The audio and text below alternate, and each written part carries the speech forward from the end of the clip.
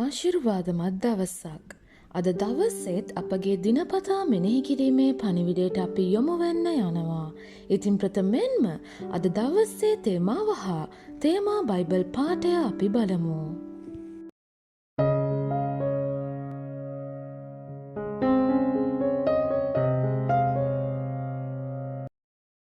පොරොන්දුවේ උරුමක්කාරයන්. ඉඳින් නුඹලා ක්‍රිස්තුස් වහන්සේගේ නම් නුඹලා ආබ්‍රහම්ගේ වංශයද පොරොන්දුව ලෙස උරුමක්කාරයෝද වන්නහුය. ගලාති 3 වෙනි පරිච්ඡේදයේ 29 වෙනි පදයේ ලෙස කියනවා. ක්‍රිස්තුස් වහන්සේ තුල ඔබ දෙවියන් වහන්සේගේ උරුමක්කාරයා ලෙස උපත ලබා ඇත. උන්වහන්සේගේ සියලුම වස්තුව හා සම්පත් සියල්ල ඔබට අයිතිය. තවද දරුවෝ නම් උරුමක්කාරයෝය. දෙවියන් වහන්සේගේ උරුමක්කාරයෝය. ක්‍රිස්තුස් වහන්සේ හා සමග හවුල් උරුමක්කාරයෝය. උන්වහන්සේ හා සමග මහිමය ලබන පිණිස උන්වහන්සේ සමග දුක් විඳීමු නම් මෙසේ වන්නේය. රෝමා 8 වෙනි පරිච්ඡේදයේ 17 වෙනි පදයේ ලෙස කියනවා. බයිබලය පවසන්නේ රන් රිදී මුතුමැණික් හා මුළු ලෝකයම උන්වහන්සේට අයිති බවයි. රිදී මාගේය, රන්ද මාගේ යයි සේනාවල ස්වාමින් වහන්සේ කියන සේක. හග්ගයි 2 වෙනි පරිච්ඡේදයේ 8 වෙනි පදයේ ලෙස කියනවා. ගීතාවලිය 50 වෙනි පරිච්ඡේදයේ 10 වෙනි පදයේ සිට 12 වෙනි පදයේ දක්වා පවසන්නේ මක්නිසාද වනයේ සියලු සතුන් සහ දහස් ගණන් කඳුවල ගවයොත් මාගේය. කඳුවල සියලු පක්ෂීන් දනිමි. කෙතේ වල් සත්තුද මාගේය. මට බඩිකිනි වී නම් තට නොකියන්නෙමි. මක්නිසාද ලෝකයත් එහි පූර්ණකමත් මාගේය. එබැවින් දෙවියන් වහන්සේගේ උරුමක්කාරයෙක් ලෙස ක්‍රිස්තුස් වහන්සේ සමග හවුල් උරුමක්කාරයෙකු ලෙස රන් රිදී හා කඳුවල ගවයොත් ලෝකය එහි සම්පූර්ණත්වයත් උන්වහන්සේට අයිති විලසම ඔබටද අයිතිය. හලලුයා. ඔබව මෙම ආලෝකයේ දකින්න. ඔබගේ සඵලත්වය පිළිබඳව සත්‍යතාවය මෙයයි. ඒ අයුරින්ම ඔබ නැවත උත්පාදනය වූ විට දෙවියන් වහන්සේගේ ධර්මිෂ්ඨකම ඔබගේ ආත්මයට ඇතුළත් කර ඇත. ඒ අයුරින්ම සඵලත්වය හා විශිෂ්ටත්වයද ඔබගේ ආත්මයට ඇතුළත් කර ඇත. 2 කොරින්ති 8 වෙනි පරිච්ඡේදයේ 9 වෙනි පදයේහි පවසන්නේ මක්නිසාද අපගේ ස්වාමි වූ යේසුස් ක්‍රිස්තුස් වහන්සේගේ කරුණාව එනම් උන්වහන්සේ ධනවන්තව සිටිය නමුත් තමන් වහන්සේගේ දිළිඳුකම කරුණු කොටගෙන නුඹලා ධනවන්ත වන පිණිස නුඹලා උදෙසා දිළිඳු වූ බව නුඹලා දන්නහුය. මෙහි අදහස් කරන්නේ කුමක්ද? පළමුව වටහා ගත යුතු දේ නම් යේසුස් වහන්සේ ආත්මිකව කිසිවිටක දුගී නොවූ සේක.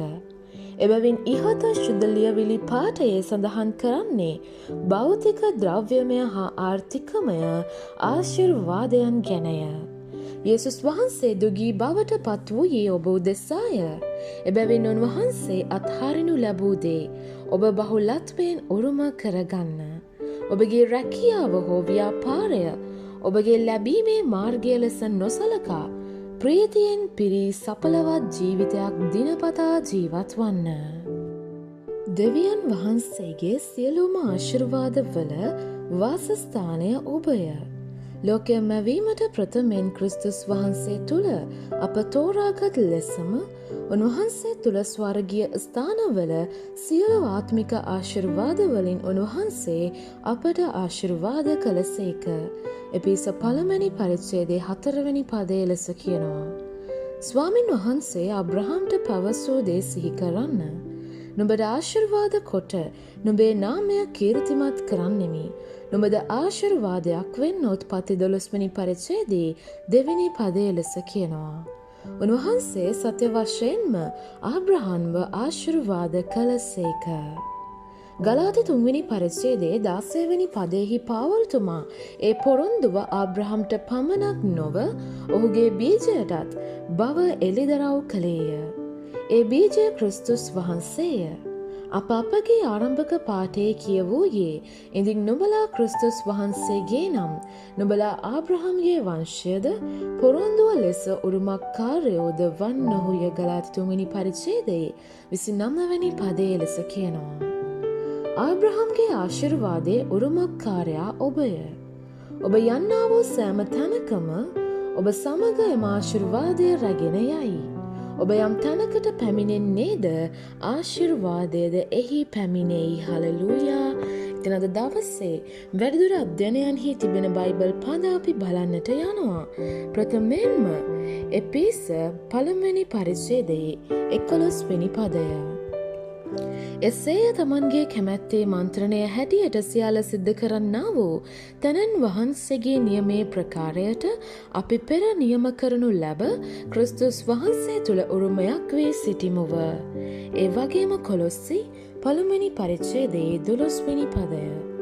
ආලෝකයේ සිටින ශුද්ධවන්තයන්ගේ උරුමෙන් කොටසකට අප සුදුස්සන් කළා වූ පියාණන් වහන්සේට ස්තුති කරමින්ද නුඹලා ස්වාමින් වහන්සේට ඔබින ලෙස සියලු ආකාරයෙන් ප්‍රසන්නව හැසිරෙන ලෙස ඉල්ලමුව. ඒ වගේම ගලාති 3 වෙනි පරිච්ඡේදයේ 16 වෙනි පදය සහ 29 වෙනි පදය. ඉදින් පොරොන්දු දෙන ලද්දේ ආබ්‍රහම්ටත් ඔහුගේ වංශයටත්ය. බොහෝ දෙනෙකුට මෙන් වංශයන්ටය නොකියා එක්කෙනෙකුට මෙන් ඔබේ වංශයට යයි උන්වහන්සේ කියනසේක. ඒ වගේම 29 වෙනි පදයේ කියනවා. ඉදින් නුඹලා ක්‍රිස්තුස් වහන්සේගේ නම් නුඹලා ආබ්‍රහම්ගේ වංශයද පොරොන්දුව ලෙස උරුමකාරයෝද වන්නහුය. හලෙලූයා. අපි අද හිල්ලේ ප්‍රකාශනය කරමු. මම ආබ්‍රහම්ගේ බීජයයි. එබැවින් මම දිව්‍යමය ආශිර්වාදය දරා සිටින්නා හා ඒවා බෙදා හරින්නාය. ගැලවීම ධර්මිෂ්ඨකම සපලත්වය සුවය දෙවියන් වහන්සේගේ යහපත්කම අනුග්‍රහය හා කරුණාව මා තුළින් මගේ ලෝකයට ගලා යයි. මගේ සෑම දවසකම බහුලත්වයෙන් නිරෝගීකම හා සාර්ථකත්වයෙන් ගමන් කරමි. සෑම ආකාරයකින් මම සෑම දෙයකදීම ආශිර්වාද මත්ය. දෙවියන් වහන්සේට ආසිරි වේවා.